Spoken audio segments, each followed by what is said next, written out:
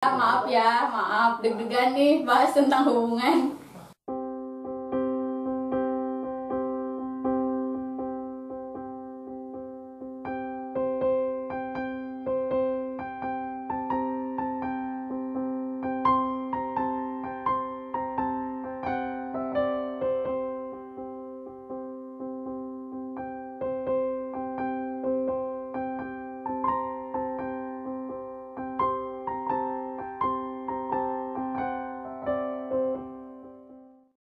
Ya, assalamualaikum warahmatullahi wabarakatuh.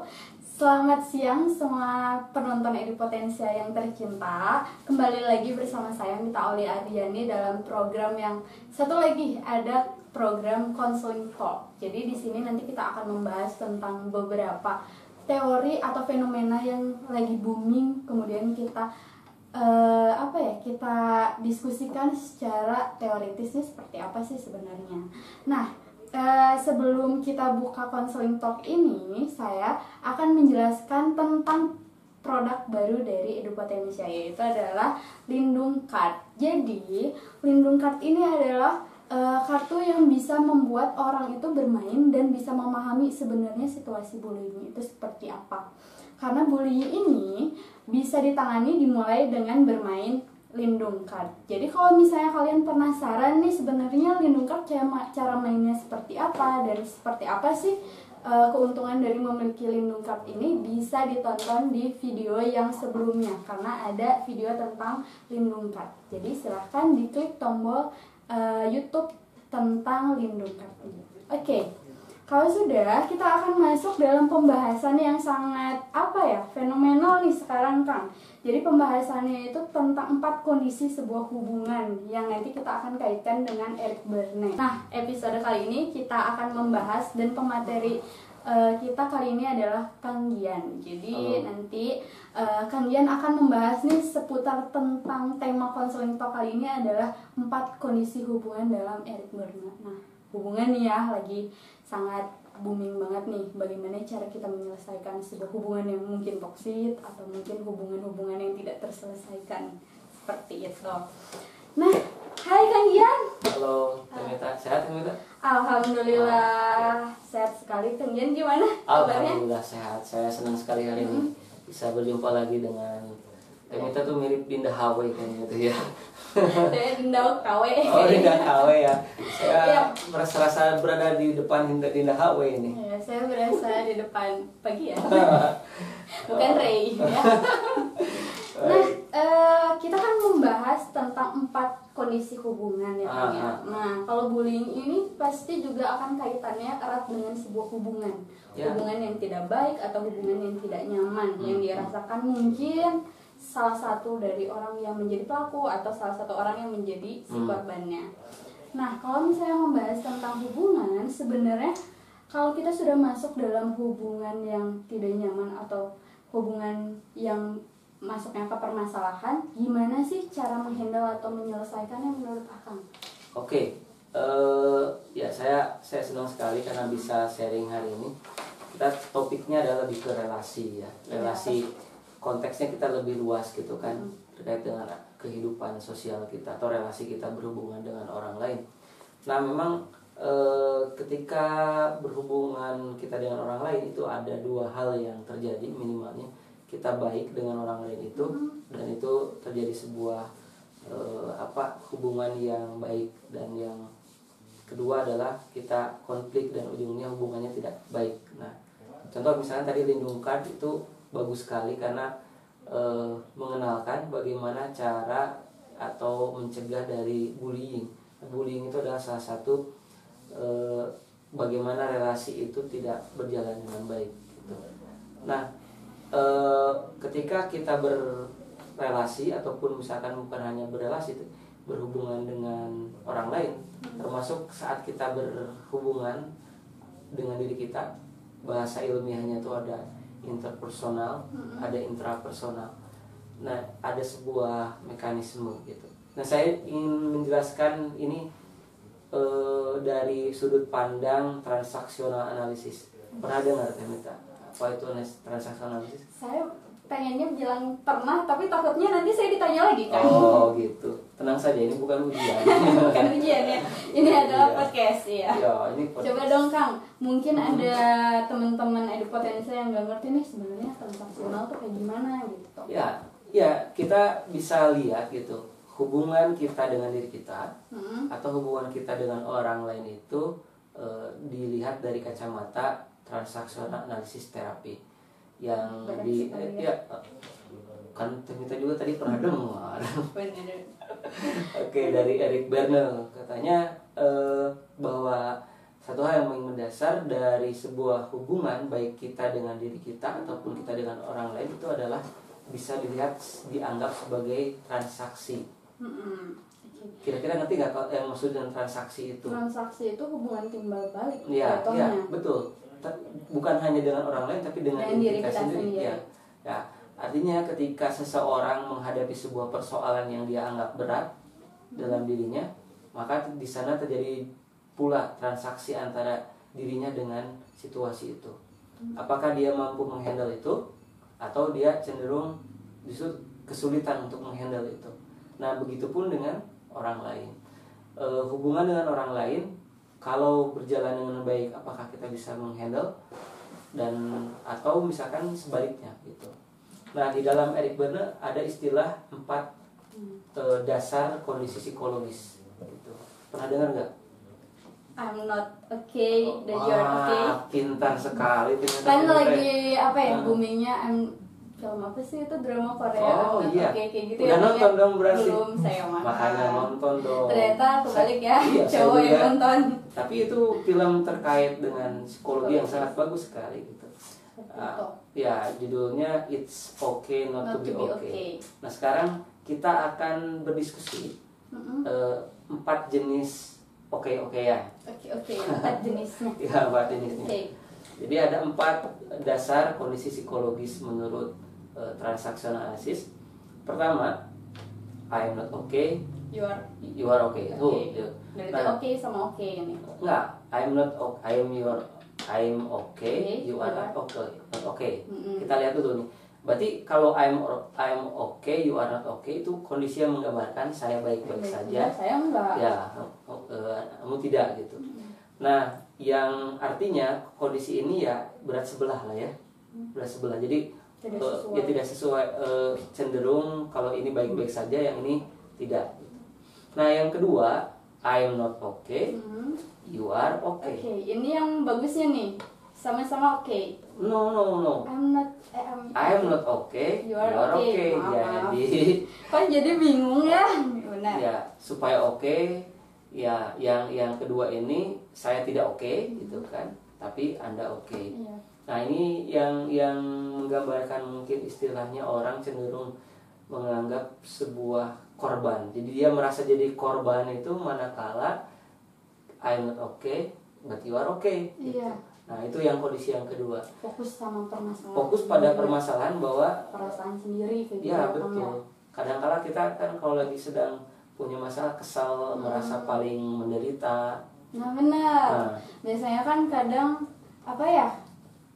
Kalau misalnya kita berusaha untuk baik ke orang, mungkin ini kurang tulus nih, berusaha baik ke orang, ternyata respon dari si orangnya itu tidak sesuai dengan yang kita inginkan, maka kita akan berpikir bahwa aku nggak oke dan mungkin dia oke gitu. Ya itu kondisi I'm not okay, you are okay itu mengakibatkan orang cenderung merasa paling menderita. Dan dengan singkat kata dia berada pada zona victim ya. Sekarang playing a victim, suka ada istilah gitu ya. Jadi suka bermain sebagai korban terus. Karena memang rata-rata ketika orang cerita ke kita biasanya kan ya terkait tentang permasalahannya, maka dia akan selalu apa ya, lebih subjektif, kayak dia selalu menceritakan bahwa dia yang selalu mengalah, dia yang selalu berkorban. Mungkin dalam sebuah hubungan, misalnya hubungan lawan jenis atau hubungan teman, pertemanan kan kadang juga saya tuh sudah sangat mengerti kamu yang enggak, kadang suka kayak gitu kan. Karena posisi I'm not okay, you are okay itu ada sebuah pengorbanan dari yang dia itu I'm not okay. Karena saya sudah melakukan itu, tapi tidak sesuai dengan ekspektasi, dan inilah yang kondisi I'm not okay, kondisi kedua itu. Ya. Nah, Kita lanjut ke kondisi ketiga. Nah, kalau kondisi ketiga itu dua-duanya. I am not okay, you are not okay. Ini yang paling toksik berarti ya, Oh. di antara yang lainnya. Oke. Kenapa ini dianggap sebagai toksik? Karena dua-duanya merasa tidak nyaman dengan keadaan itu. Maksudnya ketika saya misalnya contohnya nih I'm not okay-nya berarti kan apa yang sudah saya usahakan tidak sesuai dengan keinginan saya. Kemudian dianya juga ketika dia sudah mengusahakan ternyata nggak sesuai juga dengan dia. Jadi istilahnya akhirnya tidak ada satu kesatuan juga. Ya. Dan masalahnya nggak selesai. Betul. Ini dalam arti yang sederhana bisa kita katakan korban dua-duanya. Jadi korban dua-duanya yang memiliki sumbu yang berbeda. Ya, I'm not okay, you are not okay. Nah, ini kondisi yang membuat seseorang itu tidak baik dengan dirinya, begitupun tidak baik dengan orang lain. Dan kondisi-kondisi ini cenderung membuat orang ya kadang-kala mengalami efek-efek psikologis yang lebih dalam, manakala memang dia tidak bisa menghandle situasi ini dengan cepat gitu. Contoh misalkan seorang yang pernah mengalami kegagalan, misalkan katakan saja dalam hal misalkan ya, contoh seorang gagal misalkan dalam hal akademik, misalkan dia nggak tuntas studinya gitu, not okay gitu. Orang tuanya berharap dia lulus not okay. Dan itu dan akhirnya mungkin orang tuanya punya beban bahwasanya dia nggak bisa mendidik anak gitu kan, ada beban psikologis dan anaknya merasa gagal sebagai anak, gak bisa membagikan orang tua. Nah, ini yang dimaksud dengan I am not okay, you are not okay. Kadang juga kalau misalnya di hubungan, istilahnya hubungan teman dekat misalnya nih ya kan, kadang misalnya si ceweknya udah berusaha ternyata nggak sesuai dengan ekspektasinya, kayak gitu kan. Terus cowoknya juga sama tuh, kadang kayak gitu kan banyak yang terjadi dan pada akhirnya itu mereka akhirnya jadi musuhan. Karena soal gitu juga kan. Oh ya ini bisa jadi terjadi seperti itu dikarenakan sebuah ekspektasi yang tidak kunjung temu. Ya, karena satu sisi dia punya ekspektasi tertentu dan tidak meet gitu, tidak ketemu, yang satu lagi tidak ketemu. Nah, ujung-ujungnya menjadi sebuah saya merasa kalau misalkan dia bermusuhan, maka dua-duanya merasa sebagai pelaku sama pelaku ya, ya. Dia merasa pelaku dan pelaku. Jadi ada untuk menggambarkan ini ada namanya drama triangle. Istilah di dalam dalam transaction analysis namanya drama triangle. Drama triangle itu adalah menggambarkan 3 posisi individu gitu kan dalam kehidupan ketika menghadapi sebuah persoalan, challenge gitu kan, menghadapi sebuah situasi yang berat. Itu biasanya apa yang dilakukan? Ada 3, Eric Berne itu menjelaskan 3 hal. Pertama, dia bermain sebagai victim, korban. Ya, kita bisa rasalah kalau dari korban itu kita merasa paling menderita, kita merasa yang paling dirugikan gitu kan. Nah, yang kedua itu adalah playing pelaku gitu, bermain sebagai pelaku. Nah, ketika orang bermain sebagai pelaku, dia merasa tidak bersalah. Tapi dia merasa yang dilakukan oleh dirinya itu sudah tepat. Tidak bersalah dengan yang dilakukan itu sudah tepat. Walaupun sebetulnya relasi yang dibangun, transaksi di dalam transaksi yang dibangunnya tidak ketemu, tidak terjadi sebuah transaksi sehat. Nah, ujung-ujungnya yaitu tadi ketika pelaku bertemu dengan pelaku, ujung-ujungnya selalu bermusuhan. Tapi kan kadang suka ada nih yang selalu berpikiran saya melakukan sesuatu itu sudah benar, tapi karena melihat si kondisi lawannya itu merasa bersalah, maka dia pun juga bakal merasa bersalah juga gitu Kang. Gimana kalau kayak gitu?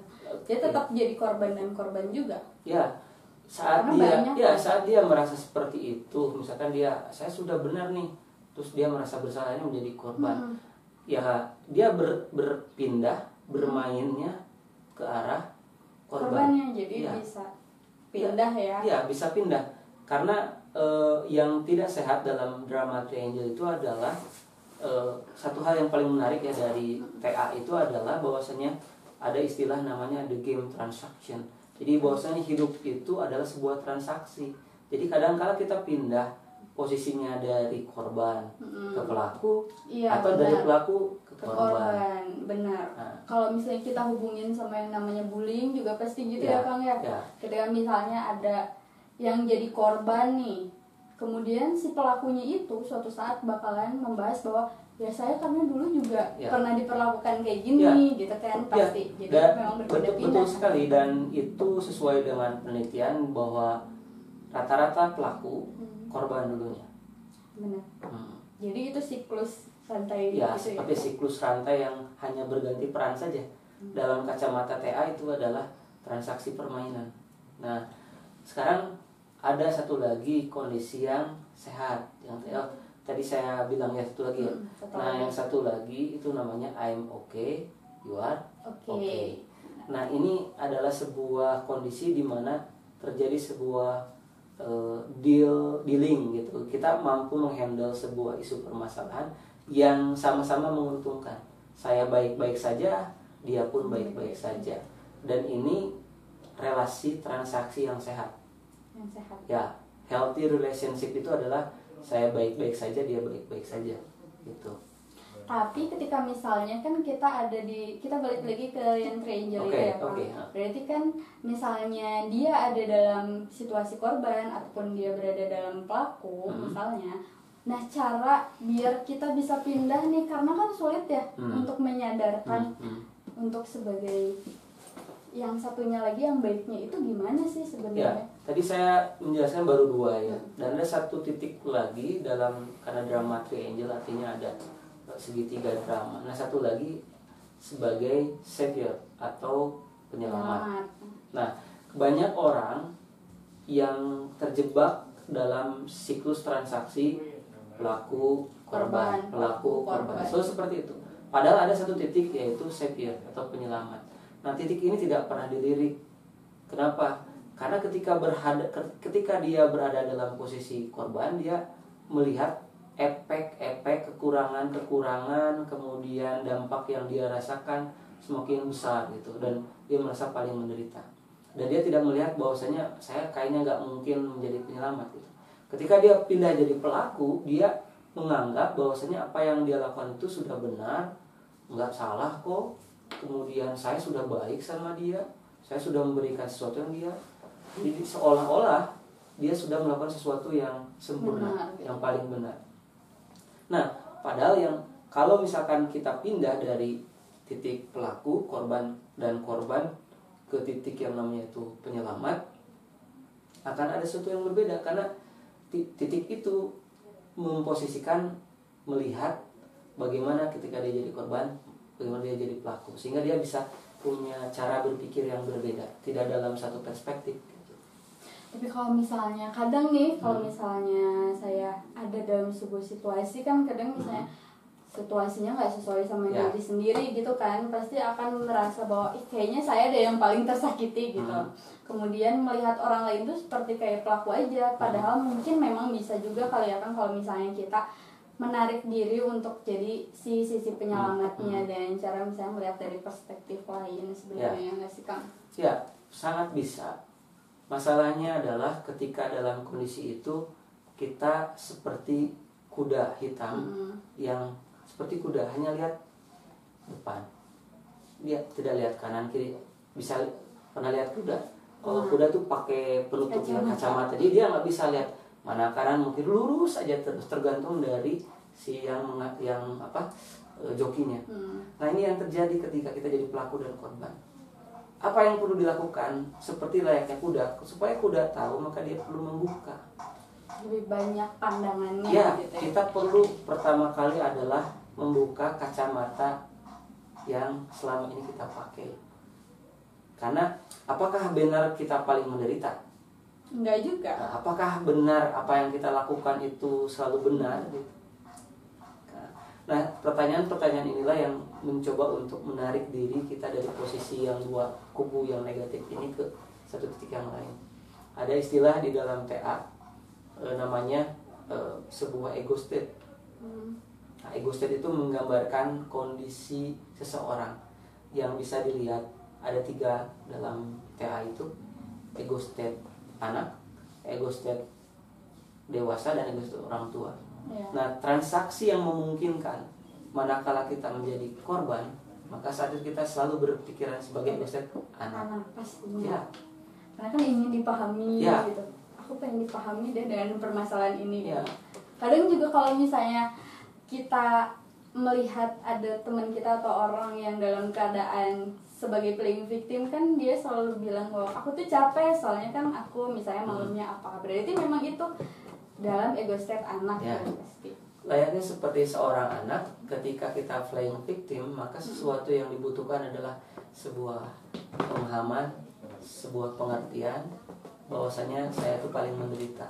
Karena kalau misalkan sedang nangis, maka yang dia butuhkan adalah Perhatian. perhatian dan ditenangkan kan, Iya. seperti itu. Nah, kalau yang kedua itu adalah ego state orang tua. Nah, coba kita lihat, kalau kita sedang menjadi ego state orang tua, berarti kita berpindah sebagai pelaku. Iya. Karakter orang tua bagaimana? Karena menurut ya kalau state orang tua Ah, dominannya nih ya, kebanyakannya memang ya dia selalu merasa benar kayak gitu.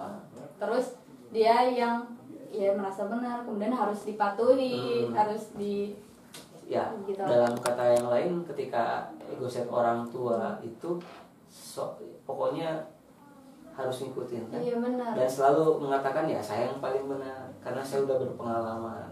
Benar sekali. Ya. Karena saya udah tua. Nah, gitu. Jadi itu contoh kenapa ego state orang tua. Nah, yang terakhir, supaya kita pindah dari ego state anak, transaksi yang nggak sehat itu manakala anak dengan orang tua, konflik atau ujung-ujungnya kita bermain dari victim ke pelaku, korban ke pelaku terus, maka kita ada satu ego state lagi, yaitu ego state dewasa. Atau dewasa. Ego state dewasa ini bukan dalam artian kalau begitu anak SMP, anak SMA gak bisa dong karena saya belum dewasa. Bukan seperti itu, bukan karena usia ego state dewasa itu. Ego state dewasa itu bisa muncul manakala kita bisa melihat dari dua sudut pandang yang ini. Setiap orang bisa kok. Setiap orang bisa Bisa sekali bijak melihat sesuatunya. Benar sekali. Dan pada akhirnya kalau misalnya kita sudah bisa membuka kacamata kita akan melihat beberapa sudut pandang kan Iya. ya Kang, dan akhirnya akan timbul tuh sebuah hubungan yang sehat. Ya, contoh gini, oke, I'm okay, you're okay, hal yang paling sederhana gini. Misalkan kita hubungan tidak baik, relasi tidak baik dengan teman atau misalkan dengan teman dekat, gitu kan.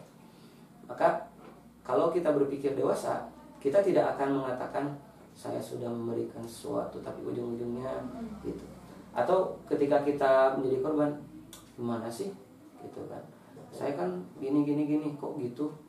Itu adalah pelaku. Tapi cari gitu, misalkan tanyakan, oh iya memang sifatnya seperti itu, saya paham. Nah, inilah ego state dewasa. Ego state dewasa itu bukan berarti harus selalu memahami dan memaafkan juga ya, lebih ke bijak melihat situasi gitu Kang. Ya, karakteristik orang dewasa itu adalah dia tidak hitam putih dalam melihat sesuatu gitu, tapi dia memandang dalam dua hal perspektif.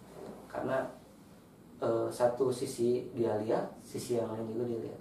Sehingga karakteristik ego dewasa itu adalah dia melakukan sebuah eksekusi atau tindakan itu dengan penuh kewaspadaan gitu. Terima kasih untuk pembahasan yang sangat menarik ini ya Kang ya. Jadi kalau misalnya kita ada dalam keadaan tidak nyaman atau kita bisa lebih spesifiknya sedang dalam keadaan dibully atau seperti apa, maka sebaiknya kita harus menarik diri untuk menjadi si penyelamatnya ya. Jadi semoga nanti ketika teman-teman Edu Potensia yang membeli kartu lindung kemudian memainkannya dan merasa hubungannya tidak baik, maka semoga kita bisa menarik diri untuk menjadi si penyelamat saat memainkan kartu lindung ini. Oke, terima kasih Kang Gian untuk